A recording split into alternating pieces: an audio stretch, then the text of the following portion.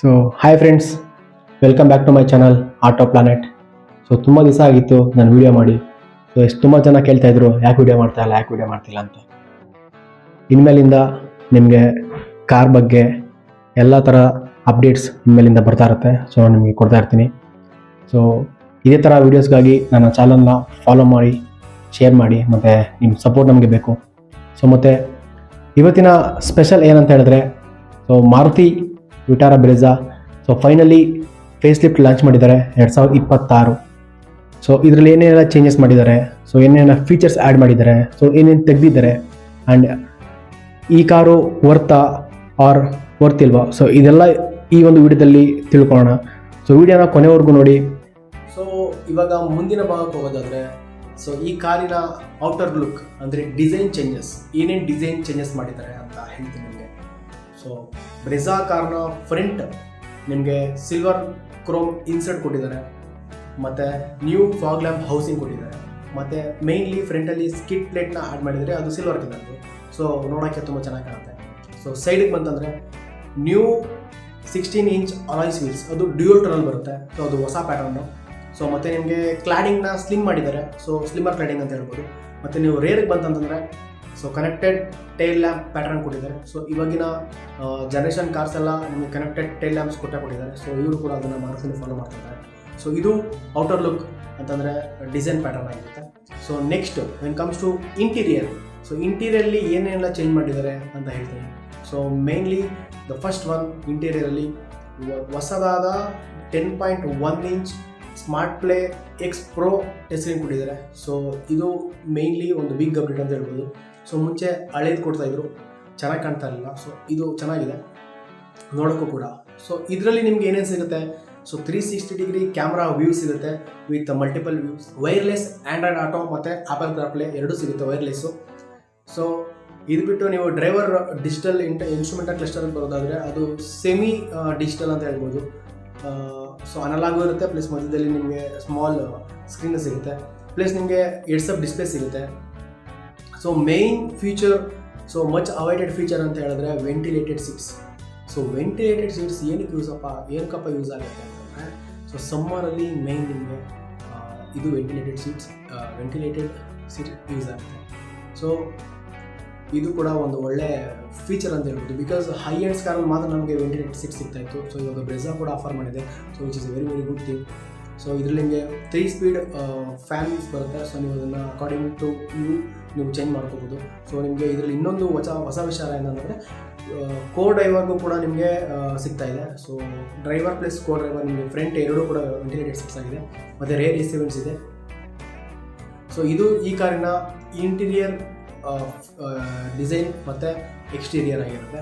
So ಇವಾಗ next ನಾವು move ಆಗೋಣ ಇಂಜಿನ್ ಸ್ಪೆಸಿಫಿಕೇಷನ್. ಸೊ ಏನೆಲ್ಲ ಇಂಜಿನ್ ಸ್ಪೆಸಿಫಿಕೇಷನ್ ಇದೆ, ಸೊ ಅದೆಲ್ಲ ನಿಮಗೆ ಹೇಳ್ತೀನಿ, ಬನ್ನಿ ನೋಡ್ತಾ ಹೋಗೋಣ.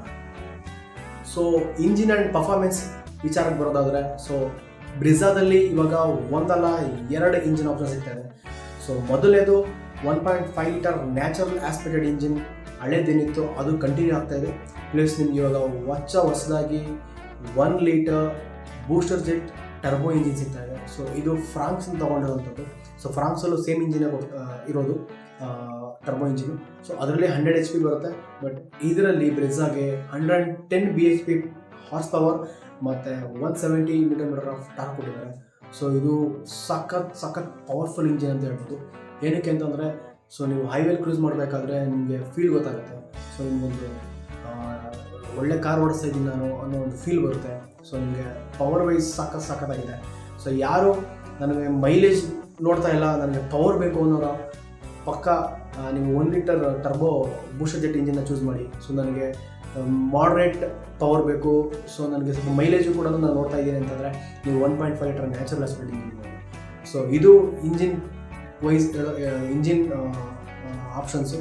ಸೊ ನಿಮಗೆ ಇದರಲ್ಲಿ CNG ಕೂಡ ಬರುತ್ತೆ. ಸೊ ಇದರಲ್ಲಿ ನಿಮಗೆ ಬೆಟರ್ ಬೂಟ್ ಸ್ಪೇಸನ್ನು ಕೂಡ ಸಿಗುತ್ತೆ. ಸೊ CNG ಇರೋ ಕಾರ್ಗಳಲ್ಲಿ ಯೂಶಲಿ ಬೂಟ್ ಸ್ಪೇಸ್ ಸಿಗೋಲ್ಲ, ಬಿಕಾಸ್ ಆ CNGನೇ ಫುಲ್ ತಿನ್ಕೊಂಡ್ಬರುತ್ತೆ ಬೂಟ್ ಸ್ಪೇಸ್ನ. ಬಟ್ ಬ್ರೆಝಾದಲ್ಲಿ ಸ್ವಲ್ಪ ಕಂಪ್ಯಾರಿಟಿವ್ಲಿ ಬೂಟ್ ಸ್ಪೇಸ್ ಕೂಡ ನಿಮಗೆ ಸಿಗುತ್ತೆ.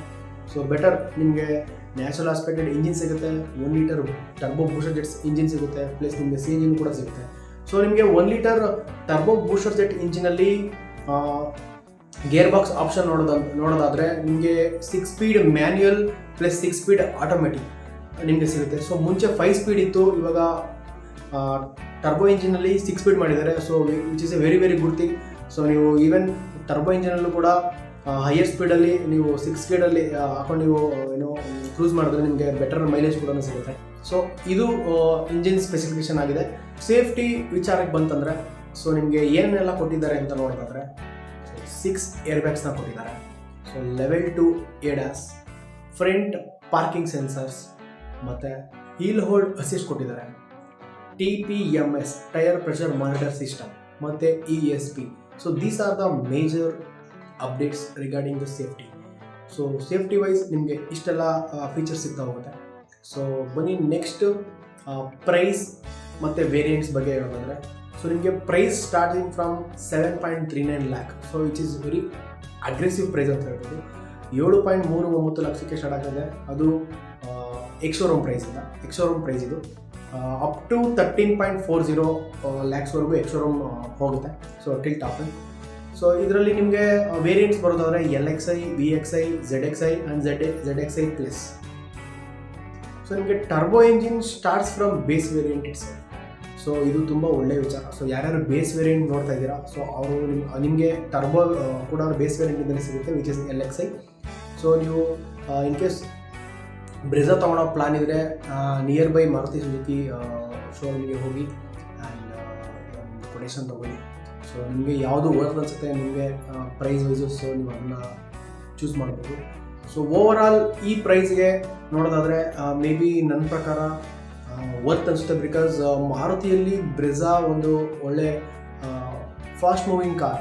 ಸೊ ಬ್ರೆಝಾ ಒಂದು ಪ್ಲಾಟ್ಫಾರ್ಮನ್ನು ಸೆಟ್ ಮಾಡಿತ್ತು. ಸೊ ಹಾಗಾಗಿ ನೀವು ಬ್ರೆಝಾಗೆ ಚೂಸ್ ಮಾಡ್ಬೋದು. ಸೊ ಇದಕ್ಕೆ ನಿಮಗೆ ಇನ್ನೂ ತುಂಬ ಕಾಂಪಿಟೇಟರ್ಸ್ ಕೂಡ ಇದ್ದಾರೆ. ಸೊ ನಿಮಗೆ ಕಾಂಪಿಟೇಟರ್ಸ್ ವೀಡಿಯೋಸ್ ಬೇಕು ಅಂತಂದರೆ ಇದೇ ಥರ. ಸೊ ಪ್ಲೀಸ್ ಕಾಮೆಂಟ್ ಮಾಡಿ ಯಾವ ಕಾಂಪಿಟೇಟರ್ಸ್ ಕಾರ್ದು ನಿಮಗೆ ರಿವ್ಯೂ ಬೇಕು ಅಂತ. ಸೊ ನಿಮಗೆ ಡೀಟೇಲಾಗಿ ರಿವ್ಯೂ ಕೊಡ್ತೀನಿ. So thanks for watching and please follow ಮಾಡಿ, ಶೇರ್ ಮಾಡಿ. ಸೊ ನಿಮ್ಮ ಸಪೋರ್ಟ್ ನಮಗೆ ಬೇಕು. ಇನ್ಮೇಲಿಂದ ನಿಮಗೆ ಕಂಟಿನ್ಯೂಸ್ ಆಗಿ ವೀಡಿಯೋಸ್ ಬರ್ತಾ ಇರುತ್ತೆ.